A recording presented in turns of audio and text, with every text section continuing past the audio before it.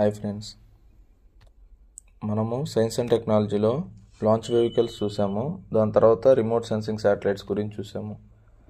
Next వచ్చేసి satellite communication గురించి చూద్దాం.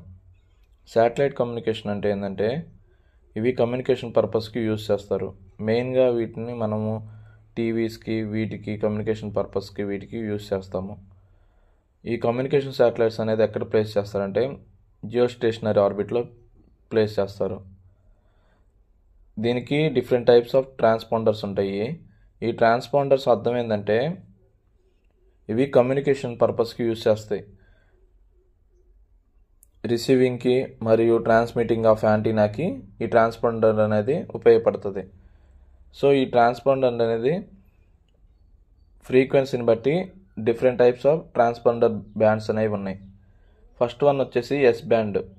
ఎస్ బ్యాండ్ ట్రాన్స్పాండర్ అనేది దాని యొక్క ఫ్రీక్వెన్సీ వచ్చేసి 2 GHz to 4 GHz. Next C band transponder వచ్చేసి 4 GHz to 8 GHz. Ku band transponder వచ్చేసి 12 GHz to 18 GHz. Ka band transponder వచ్చేసి 26.5 GHz టు 40 GHz. ఈ క్యూ బ్యాండ్ ట్రాన్స్పాండర్ అనేది మనకి ఎక్కువ డిటిహెచ్ యూజ్ చేస్తాము. అండ్ నెక్స్ట్ ఇంటర్నేషనల్ టెలియూనియన్ అనేది ఉంది. ఇంటర్నేషనల్ టెలియూనియన్ అనేది ఇది ఒక యునైటెడ్ నేషన్స్ సంబంధించిన ఆర్గనైజేషన్. ఇది ఎప్పుడు ఎస్టాబ్లిష్ అయిందంటే 1865లో ఎస్టాబ్లిష్ అయింది. ప్రజెంట్ దీనికి మోర్ దెన్ 193 కంట్రీస్ ఉన్నారు. దీని యొక్క హెడ్ క్వార్టర్స్ వచ్చేసి జెనీవా, స్విట్జర్లాండ్లో ఉంది. ఈ ఇంటర్నేషనల్ టెలియూనియన్ అనేది మైక్రోవేవ్ యొక్క ఫ్రీక్వెన్సీ 1 GHz టు 50 GHz ఉంటుందని చెప్పింది. ఈ 1 GHz టు 50 GHzని మనం ఏమంటారంటే శాటిలైట్ కమాండ్ ఫ్రీక్వెన్సీ అని అంటారు. అండ్ నెక్స్ట్ వచ్చేసి కేయూ బ్యాండ్ అనేది మోస్ట్ పాపులర్. ఎందుకంటే ఈ కేయూ బ్యాండ్ మోస్ట్ పాపులర్ ఎందుకంటే ఇది స్మాల్ సైజ్ యాంటీనా ఉంటుంది మరియు ఇది DTH direct to home service అనేది టెలివిజన్ సర్వీస్ అనేది ప్రొవైడ్ చేస్తుంది మరియు శాటిలైట్ టెలివిజన్ కూడా ఉపయోగపడుతుంది. దీంతోపాటు VSAT very small aperture antenna terminal సర్వీస్కి కూడా ఇది ఉపయోగపడుతుంది. ఇండియా ఫస్ట్ శాటిలైట్ కమ్యూనికేషన్ అనేది ఎప్పుడు లాంచ్ చేసిందంటే 1983లో లాంచ్ చేసింది. ఆ లాంచ్ చేసిన దాని పేరు ఏంటంటే ఇన్సాట్ 1B. ఇన్సాట్ 1B అనేది India first communication satellite. Present Asia Pacific రీజియన్లోనే India the most well developed satellite communication సిస్టమ్గా ఉంది. ఎందుకంటే మోర్ దాన్ 20 కమ్యూనికేషన్ శాటిలైట్స్ అనేవి ఆర్బిట్లో లాంచ్ చేసింది ఇండియా. లేటెస్ట్ కమ్యూనికేషన్ శాటిలైట్ ఇండియాది ఏదంటే CMS-02. దీని యొక్క ఓల్డర్ నేమ్ వచ్చేసి GSAT-24. ఇది ఎప్పుడు లాంచ్ అయిందంటే 2022లో లాంచ్ అయింది. ఇది దేనికి ఉపయోగపడుతుంది అంటే DTH సర్వీసెస్కి, డైరెక్ట్ హోమ్ సర్వీసెస్కి ఉపయోగపడుతుంది. దీని ఎంటైర్ సంబంధించింది ఎవరు తీసుకున్నా అంటే టాటా ప్లే అనేది తీసుకుంది. కొన్ని ఇంపార్టెంట్ కమ్యూనికేషన్ శాటిలైట్స్ చూద్దాం. GSAT-7 ఇది 2013లో లాంచ్ చేశారు.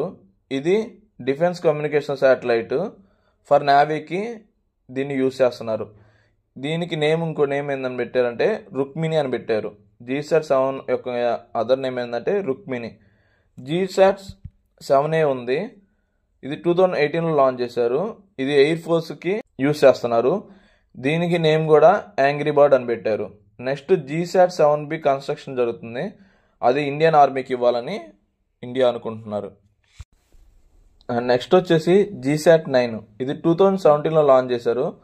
దీనికి సార్క్ శాటిలైట్ అని కూడా పిలుస్తారు. దీన్ని సార్క్ శాటిలైట్ అని ఎందుకు పిలుస్తారంటే, సార్క్ అనేది ఒక international organization, South Asian Association for Regional Cooperation. ఇది 1985లో ఫామ్ అయింది. 18th summit, SAARC 18th సమ్మిట్లో GSAT-9 అనేది లాంచ్ చేశారు. మన సార్క్ గురించి చూస్తే, సార్క్ అనేది ఢాకాలో 1985లో ఫామ్ అయింది. దీని యొక్క హెడ్ క్వార్టర్స్ వచ్చేసి కాఠ్మండు, నేపాల్. ఏమేమి కంట్రీస్ సార్క్లో ఉన్నాయి? ప్రజెంట్ 8 కంట్రీస్ సార్క్లో ఉన్నాయి. ఏమేంటి అంటే Bangladesh, Bhutan, India, Maldives, Nepal, Pakistan, Sri Lanka and Afghanistan. Afghanistan latest 2005లో జాయిన్ అయింది. ఈ GSAT-9 అనేది సార్క్ శాటిలైట్స్ అన్ని కంట్రీస్కి అవైలబుల్గా పెట్టారు. బట్ పాకిస్తాన్కి GSAT 9 అనేది యూజ్ చేయడానికి లేకుండా చేశారు. సో మనము అసలు శాటిలైట్ కమ్యూనికేషన్ ఎందుకు ఉపయోగపడేదని చూస్తే, శాటిలైట్ కమ్యూనికేషన్ అనేది మెయిన్గా ఉపయోగపడేది దేనికంటే టెలికమ్యూనికేషన్కి ఉపయోగపడతాయి. Telecommunication, public information like tele ఎడ్యుకేషన్కి కానీ టెలిమెడిసిన్కి కానీ ఈ డిటిహెచ్ సర్వీస్ ద్వారా మనము శాటిలైట్ న్యూస్ కానీ మరియు బెటర్ వర్క్ కోఆర్డినేషన్కి కానీ గవర్నమెంట్ డిపార్ట్మెంట్లో ఎఫిషియన్సీ ఆఫ్ వర్క్ కానీ వాటికి మనము శాటిలైట్ కమ్యూనికేషన్ అనేది యూజ్ చేస్తాము. Thank you for watching. Next మనం వచ్చేసి వెదర్ శాటిలైట్ గురించి చూద్దాము.